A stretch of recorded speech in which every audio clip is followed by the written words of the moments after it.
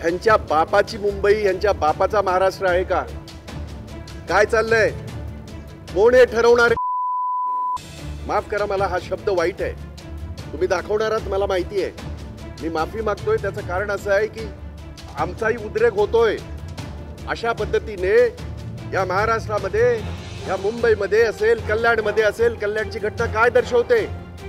तुम्ही लोक अशा पद्धतीने रॉडने मारलेलं आहे त्या माणसाला आणि हिणवून मारलेलं आहे की तुम्ही मराठी माणसं अशा पद्धतीने, मराठी माणसांचा अशा पद्धतीने अपमान करणं, मराठी माणसाला अशा पद्धतीने बेइज्जत करणं आणि त्याला मारहाण करणं, त्याचा आम्ही तीव्र शब्दात कालही मी निषेध केलेला आहे, आजही मी निषेध करतो. आणि देवेंद्र सरकारला विचारतो, आपण फार मोठ्या मेजॉरिटीमध्ये आलात. ठाण्यामधून अनेक तुमचे आमदार निवडून आले, कल्याणमधून तुमचे आमदार निवडून आले, तुमचे खासदार निवडून आले. का दिसत नाही का तुम्हाला हे सगळं? कोण हे ठरवणारे? हे ठरवणारे कोण? कोणी कुठे राहायचं, कोणी काय खायचं आणि कोणी काय? डॉक्टर बाबासाहेब आंबेडकरांचं संविधान जिवंत आहे. तुम्ही किती प्रयत्न केला तरी ते मिटणार नाही. तुम्ही मिटवण्याचा प्रयत्न केला तरी आम्हाला अधिकार दिलेला आहे आणि संपूर्ण मानवजातीला तो अधिकार आहे. आपण काय खावं, आपण कुठे राहावं, काय राहावं हे लोक ठरवणार आहेत का? आणि म्हणून त्याही घटनेचा मी तीव्र शब्दामध्ये निषेध करतो. बाबासाहेब आंबेडकरांच्या ज्या पद्धतीने एकेरीमध्ये उल्लेख केला गेला, कोण लागतात हे लोक? डॉक्टर बाबासाहेब आंबेडकरांच्या घटनेच्या चौकटीमध्ये तुम्हाला तिथे देशाच्या संसदेमध्ये तुम्ही मंत्री आहात, देशाच्या संसदेमध्ये तुम्ही पंतप्रधान आहात. कशा पद्धतीने तुम्ही डॉक्टर बाबासाहेब आंबेडकरांचा एकेरीमध्ये उल्लेख करता? लाज वाटायला पाहिजे तुम्हाला. ज्या घटनेच्या आधारे, ज्या संविधानाच्या आधारे तुम्ही सत्तेवर आलेला आहात, आम्हाला माहिती आहे.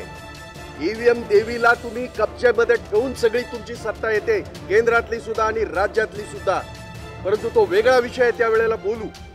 परंतु ज्या पद्धतीने बाबासाहेबांचा अपमान एकेरी भाषेमध्ये करून केलेला आहे, त्याचे हे पडसाद अख्ख्या देशभर घडतात आहेत. हे फक्त महाराष्ट्रात घडते असं नव्हे, महाराष्ट्रात अति प्रमाणामध्ये घडेल आणि आपण बघाल याच्या पुढे अनेक हा प्रश्न असा निकाली निघणार नाही. जोपर्यंत अमित शहा राजीनामा देत नाही, तोपर्यंत ही आंदोलन चालू राहतील आणि त्यांनी माफी मागून राजीनामा द्यायला पाहिजे.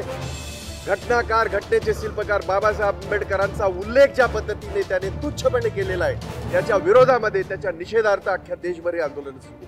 जो बूंद से गई वो हौद से नहीं आएगी, एक कहावत है, सिंपल सी है. आप लोग वहां क्या कर रहे हैं संसद में? वो पूरे सीसीटीवी कैमरा में कैद है. और राहुल गांधी चुन के गए हुए सांसद है और उस सदन के वो विरोधी पक्ष नेता है. उन्हें जो Z+ सिक्योरिटी है, उन्हें पूछिए. इस तरह के आरोप लगा के आपको जो करना है करिए, उससे हमें कोई नहीं, क्योंकि आपसे यही उम्मीद है. झूठ मूठ का सारा पिछले 10-12 सालों से इस देश को झूठ मूठ बोल के आपने पूरी तरह बर्बाद किया है, इस देश को बेच दिया है. तो संसद के यहाँ गेट पे जो हुआ वो संसद के सीसीटीवी कैमरा में कैद है. उसके लिए झूठ बोलने की क्या जरूरत है? पर आपका चरित्र ऐसा है कि आप झूठ का पुलिंदा लेके हमेशा काम करते हो, लोगों को इस तरह से बेवकूफ बनाते हो.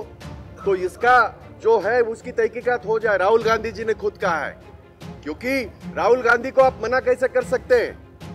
जिस लोगों ने, जिन देश के लोगों ने उनको चुन के संसद में भेजा है, संसद में जाने से कैसे रोक सकते हैं आप? और राहुल गांधी उनको साइड में कर रहे थे, वो किसके ऊपर गिर गए और वो सारी बातें हो गई. मैं तो ये कहता हूं, खारगे जी आज 83 साल की उनकी उम्र है, 9 बार चुन के गए हैं वो संसद में. उनको जिस तरह से मैन हैंडल किया गया, महिलाओं को जिस तरह से मैन हैंडल कर दिया गया, उसकी बात नहीं हो रही है. और झूठ मूठ के पुलिंदे इस तरह से करके, लेकिन जनता को पता है इनका झूठ, जनता इसके पहले भी जान चुकी है. मैं मुंबई कांग्रेस की बात करूं, मुंबई कांग्रेस के ऑफिस पे जो हमला हुआ है उसकी कड़ी शब्दों में हम निंदा करते हैं. आज अगर आपने देखा होगा, इस स्टेप के ऊपर हमने आंदोलन किया, उसके खिलाफ हमने आंदोलन किया. और ताज्जुब इस बात का होता है, बाजू में पुलिस स्टेशन है, बाजू में न्यायालय है, बाजू में कमिश्नर का ऑफिस है, बावजूद के उसके मीडिया पहले जाता है वहाँ, मीडिया लाइव दिखाता है कि वो तोड़फोड़ कैसे कर रहे हैं, लेकिन पुलिस नहीं पहुंची। पुलिस 15 मिनट के बाद पहुंची, तो इसका मतलब ये होता है कि कहीं ये मिली जुली तो बात नहीं है।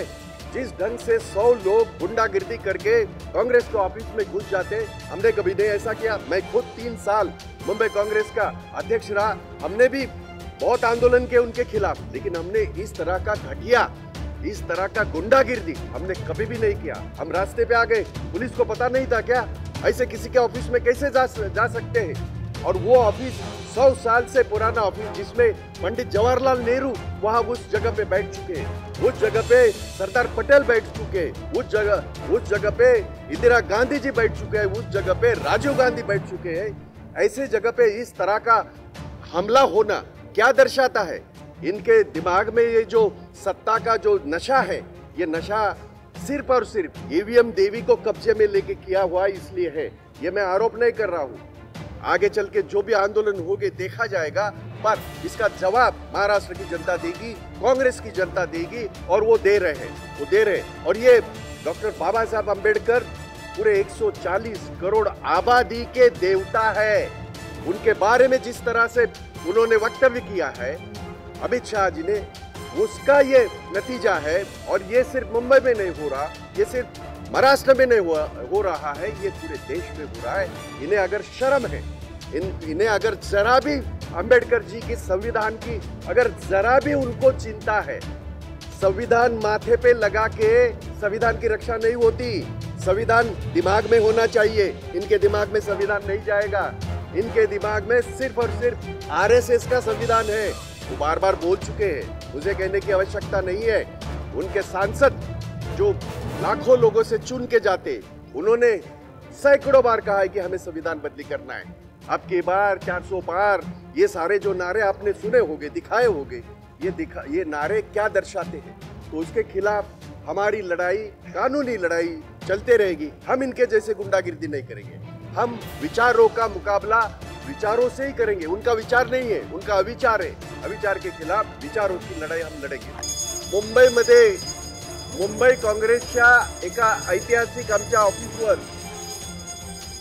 काल संध्याकाळी भाजपच्या 100 गुंडांनी जो हल्ला केला, त्या ऑफिसची तोडमोड केली, तिथल्या कर्मचाऱ्यांना मारलं, तिथल्या महिला कर्मचाऱ्यांना डांबून ठेवलं, आणि हे सगळं मुंबई काँग्रेसचं ऑफिस आपल्याला माहिती आहे पोलीस स्टेशनच्या बाजूला आहे। आपल्याला माहिती आहे तिथे कमिशनर ऑफिस आहे, तिथे महापालिकेचं ऑफिस आहे, विटी स्टेशनच्या समोर आहे, जिथे पोलिसांची वर्दळ असते, समोर न्यायालय आहे। अशा वेळेला हे गुंड आले कसे? पोलिसांचं इंटेलिजन्स फेल ठरलं का? किंवा हा पूर्वनियोजित हल्ला होता का? या हल्ल्यामध्ये आमच्या कार्यकर्त्यांना जी मारहाण झालेली आहे, या हल्ल्यामध्ये पोलीस उशिरा पोहोचले आणि माध्यम पहिली पोहोचली। माध्यमांनी ते दाखवलं की कशा पद्धतीने त्याने तो दरवाजा तोडला, कशा पद्धतीने आत घुसले, आणि त्यांनी आतमध्ये येताना डॉक्टर बाबासाहेब आंबेडकरांचे प्लॅकार्ड, डॉक्टर बाबासाहेब आंबेडकरांची तस्वीर घेऊन आत घुसले, आणि आत घुसल्यावर दरवाजा तोडल्यावर ते सगळं फेकून दिलं, आणि ते सगळे प्लॅकार्ड आणि डॉक्टर बाबासाहेब आंबेडकरांची तस्वीर ते पायाखाली तुडवली।